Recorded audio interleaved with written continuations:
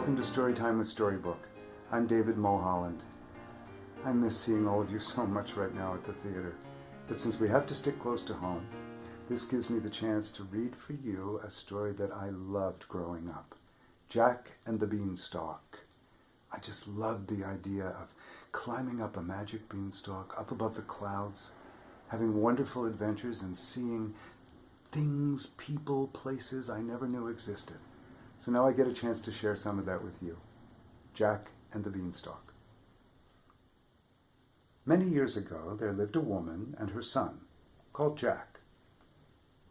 Jack's mother gave him everything he asked for, until one day there was nothing left. All they had of any value was an old milk cow. So Jack's mother sent Jack to the market to sell the cow. He hadn't gotten very far when he met a strange little man. "Where are you going with that cow?" he asked. "To the market," said Jack. "No need," said the man. "I'll give you these beans for her."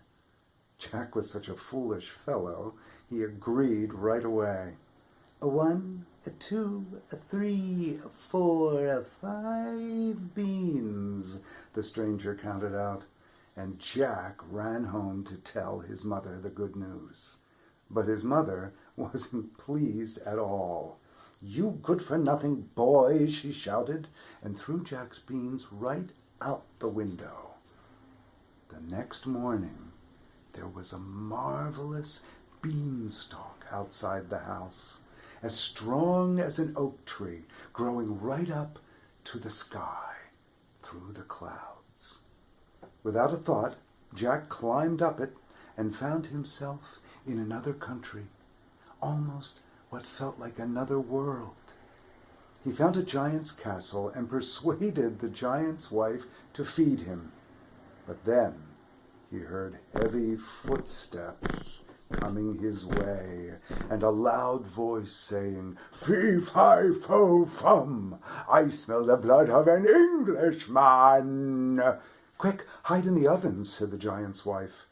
The giant looked around, but he didn't see Jack. So he sat down to eat his huge meal, and then he called for his pet hen. From his hiding place, Jack could see that the hen laid an egg made of solid gold every time the giant asked her to. Soon the giant fell asleep, and Jack rushed out and grabbed the hen. He escaped down the beanstalk before the giant ever woke up. Jack's mother was so relieved to see him, and they lived very well by selling those golden eggs.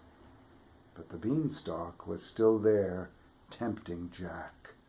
So one day, without telling his mother, Jack climbed the huge beanstalk again. Everything happened as before. The giant roared, "Fee-fi-fo-fum! I smell the blood of an Englishman!" This time, Jack hid in a cupboard, and again, the giant couldn't find Jack. After dinner, the giant got out his money bags and counted his coins. But soon he was asleep and snoring.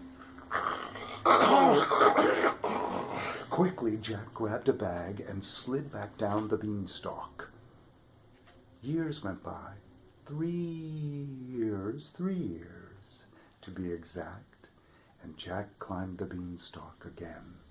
This time he hid in a wash tub when the giant roared, "Fee-fi-fo-fum! I smell the blood of an Englishman!" The giant looked for Jack, but he didn't find him. Then the giant asked his wife to fetch his golden harp. Soon he fell asleep. Jack crept out of the wash tub and grabbed the harp.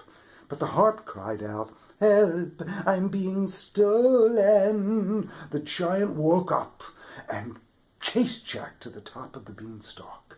But Jack was lighter than the giant and reached the bottom quickly. He flung down the harp and grabbed an axe to chop down the beanstalk. He chopped and chopped and chopped, and finally the beanstalk crashed down, and that was the end of the giant. It was also the end of Jack's adventures. He lived happily with his mother, along with the hen that laid eggs of solid gold, and the harp that sang beautiful, beautiful songs for both of them. And Jack's mother never cooked another bean the rest of their time together. I hope you enjoyed that. I enjoyed reading it for you. So until we see each other again, which I hope is very soon, know that we're all thinking of you. And remember to keep washing your hands. And while you're washing them for 20 seconds, singing Happy Birthday or the ABC song, sing as loud as you can possibly sing. Bye for now.